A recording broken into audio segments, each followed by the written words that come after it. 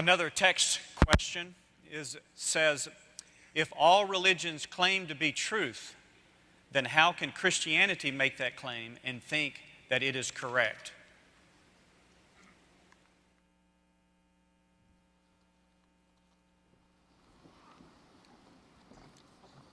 Appreciate that question, and it's a question that has the assumption that is very correct.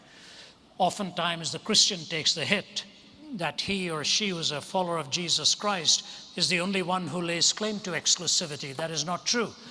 Gautama Buddha was born a Hindu, and he renounced two of the fundamental doctrines of Hinduism, the authority of the Vedas and the caste system. He could not accept those two, went on his own journey in search of enlightenment, and came, of course, with the Four Noble Truths and the Eightfold Path and the ultimate extinguishing of desire in his nirvanic pursuit. So he turned his belief away from the religion of his birth in order to find a different answer. Islam is also exclusivistic in its claim, in all of its precepts and its 5 pillars and so on. What about these contradistinctions? The first thing we need to know is there are distinctions, there are fundamental differences. At best, there are superficial similarities. I often hear the question posed wrongly. They'll say, aren't all religions fundamentally the same and superficially different? No, they are fundamentally different, and at best they are superficially similar. What are the fundamental claims, for example? In Buddhism, the goal is to extinguish hunger, extinguish desire. I remember talking to the first woman monk who was from Thailand to be ordained into the Buddhist priesthood. But Thai Buddhists do not ordain women, so she went to Sri Lanka to be ordained, and she has a PhD in philosophy from McMaster University in Hamilton, Ontario, and Waterloo, I guess, Ontario, McMaster University there. Got her PhD in philosophy, and she gave me the first interview. We chatted for well over an hour, one-on-one, and I sort of angled into some questions because I didn't want to be too discourteous. And one of the things I said to her is, I hear you're married. And she said, yes. I said, you have children? She said, yes. I said, but you're living in a temple by yourself? She said, yes. I said, do you not see your children? She started crying. She said, I have a car. I said, you have a car? She said, yeah. I said, okay. So she drove herself because she can't allow a man to drive her, she said, so she has to drive herself. And she says, every evening at the end of the day, I try and meet up with one of my children. She said, this is the hardest part of my life. I said, so you are on the journey to extinguishing the desire to be with your children. Is that right? Is that a fair assessment? She kept quiet. And then I said this. I said, the Dalai Lama has as his primary pursuit now the freedom of Tibet. She said, that's right. I said, why does he desire that? She looked at me and she said, we try not to get into these philosophical questions. Let's just say that he chooses to. You take a look at other world religions and see where these 4 questions are dealt with: origin, meaning, morality, and destiny. These 4 questions have to be answered in 2 ways. Follow me, please. Every particular answer has to correspond to truth, either through empirical form of measurement or through the logical reasoning process. And when those 4 answers are put together, they must cohere and not be incoherent. So the 2 tests, correspondence and coherence, I guarantee you only in the Judeo-Christian worldview will you find these 4 questions answered with corresponding truthfulness and with the coherence of a worldview. Let me take just one example, and I don't say this to slight, but this is a fact and we have to deal with it. I've been invited in many, many Islamic countries, and I have open forums there, and going to go to one of the toughest Islamic countries within the next few weeks. They've hosted me in many parts there, and we've had dialogues. I want to give to you 2 things. In the Quran, it is the only historically claimed document that denies that Jesus Christ was actually crucified or died on the cross. Denies that. The Greek historians say he died on the cross. Roman historians say that. Pagan historians say that.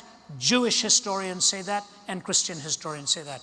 The the Quran is the only one that says it appeared to him that he died, but he didn't actually die on the cross. So historically, it is making an affirmation that is really historically untrue. I got into a discussion with Sheikh Hussein of the leading Shiite cleric in Damascus, Syria, a real gentleman. For over 3 hours, we talked with an interpreter between us and an audience listening in. I was allowed to ask him one question about his faith, and he was allowed to ask me one question about mine. There was nothing, no rancor, no adversarial stance, just a perspective and counter-perspective and back and forth. It's the best way to do it, really. At the end of it, Sheikh Hussein looked at me. He was very respectful through the whole time, always referred to me as Professor Zacharias, Professor Zacharias. And then at the end, he looked at me, leaned over, and he said, "You know, Professor, I think the time has come for us in the Islamic world to stop asking if Jesus Christ died and to start asking why."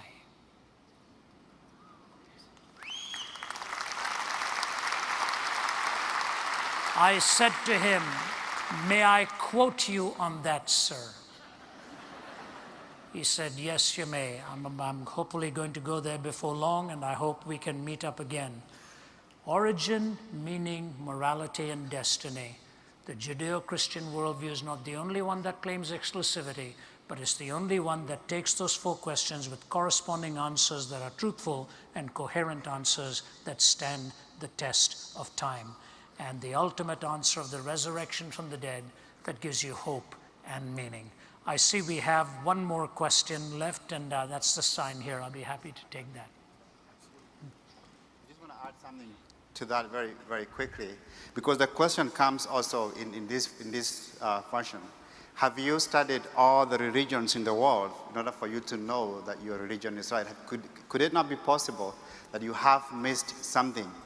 Now, that sounds like a very daunting question, but it's really not that difficult to deal with, because all the worldviews in existence, all the worldviews that exist can actually be grouped at the very basic level. You could spend an eternity maybe studying just one of these religions. But all the worldviews in existence can be grouped under only 3 categories, all the worldviews. The first category is the view that only the universe exists. The other category is only God exists. Of course, you find naturalism and atheism on the left side, only the universe exists. But when some Eastern religions will tell you only God exists, and that's cashed out in different ways. I'm just using the word God, just to make it easy for us to grasp these concepts. Then in the middle, you have the view that both God and the universe exist. Both God and the universe exist, and under that you have Judaism, Christianity, and Islam. So it's not difficult to apply the test that Ravi was talking about to these systems as a whole without having to study each particular one. You just need to know what the basic ideas, what the basic thoughts are for these views. Then you can critique all of them without having to be an expert in every worldview that's out there. So it's important for us to know that this is not so difficult to do. We are not making it up in trying to come up with an answer to this kind of a question. This gentleman, very humble guy, and we didn't want to give another university too much of advertising here lest we be thrown out, but he is just finishing up his PhD work at the University of Georgia, and I'm going to carry the work out there.